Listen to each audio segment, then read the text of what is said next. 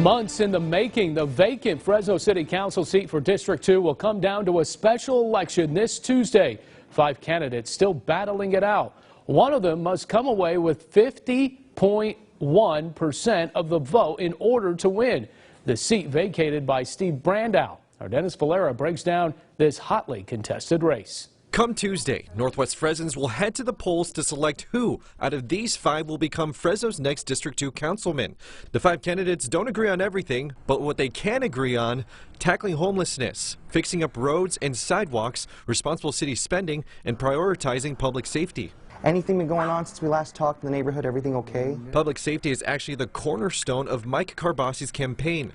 The small business owner, endorsed by various law enforcement leaders, says with every door he's knocked on in the last year, crime always comes up in the conversation. The biggest responsibility of our city is the safety of our citizens, our lives, our businesses. And I'm the only candidate who signed the Safer Fresno budget pledge. No new cops, no budget. And none of the other candidates are willing to sign that. I think it's a shame. We all should be committed to public safety. Attorney Jared Gordon, who served on the city's Charter Review Committee, not only wants an improved 911 dispatch center, but is the only candidate to specifically mention senior services as a priority, most notably creating a senior center like the one in Clovis. We need to have a place where seniors who maybe are struggling with income security or food security, that they have a place where they can get hot meals and they can socialize, because loneliness is one of the key causes of death for seniors. Developing the district is a big part of Lawrence Garcia's plan. The president and CEO of AmeriGuard plans to call upon not only his business experience, but his 5 years as a planning commissioner to create more jobs. He says to solve all the major issues, you first need an active economy. As people are working, jobs are created, people are spending money. They're spending money not only at the regular stores, Home Depots, they're going out to dinners.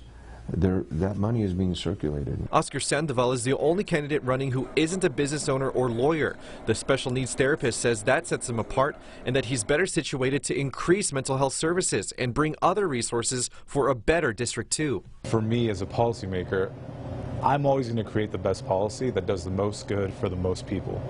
And I think I'm the only candidate that really understands that and is going to bring that mindset to, the District 2 seat. I called attorney George Herman several times, but he did not get back to me for this story. On his last visit to Sunday Morning Matters, he mentioned his criminal defense work and suggested this program to curb the city's violence. An alternative would be to have like a buyback program, because the things that gang members covet the most are firearms. So let them turn in their guns without any criminal consequences, and have the city or the county pay them for those turned-in guns, and see how that works. Dennis Valera, KC24 Local News that matters.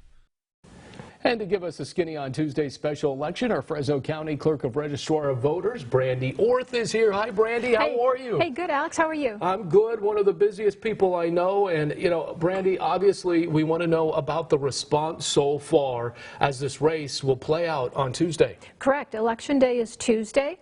And right now we have about 6,500 voters that have returned their ballot. In this election, we have approximately 44,000 registered voters. So is that on par? Yes, for a special election it is. We know that people will go to the polls on Tuesday and also probably turn in more vote-by-mail ballots.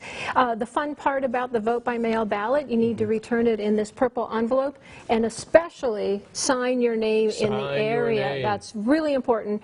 We verify every signature against a signature on your voter registration file, and there's no postage required. You don't even need a stamp. It's free. It's free.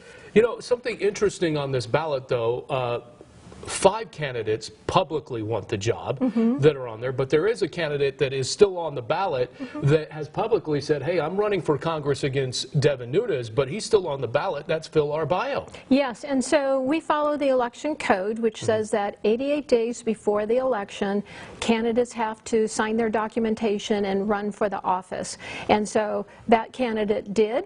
He gets on the documentation and we start printing all of our materials, and so whatever he chooses to do after that date doesn't take his name off of the ballot. If he wins, because you have to get 50 and then +1. Yes. If he wins, what happens? Well, he would have to make a decision whether he is going to take the oath of office and serve, or not.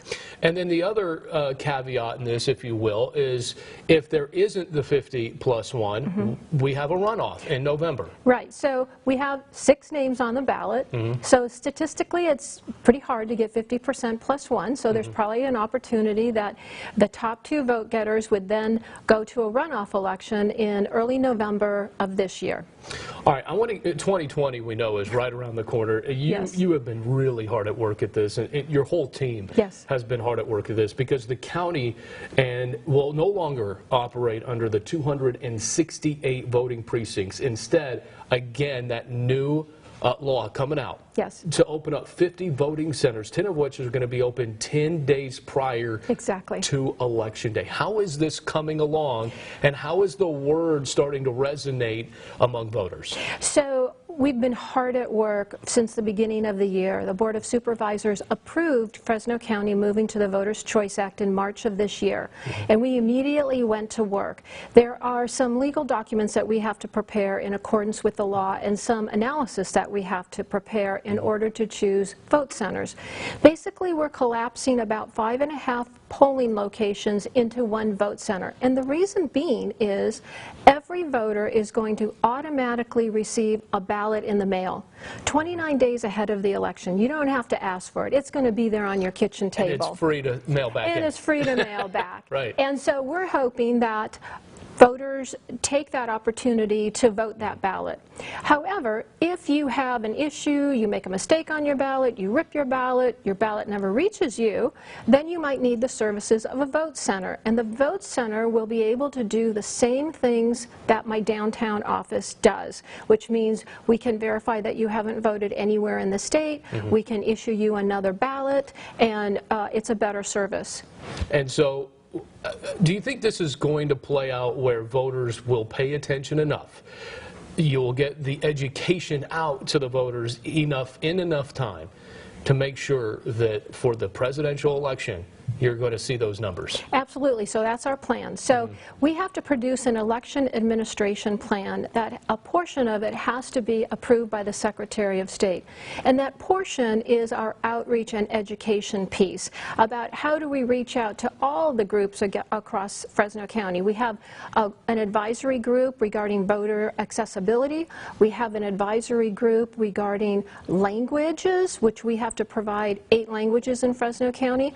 And we have a Voters' Choice Act Advisory Committee kind of overseeing the entire process. And so we hope to submit that plan by September 1st, and then we will start with the marketing of how this is happening. You know, the August election and November election, we don't want to confuse people, but we're going to start getting the word out soon. Yeah, you got a lot of work to do. Yes, we we do. Appreciate your time. Thank Brandy you. Orth always joining us. Thank you.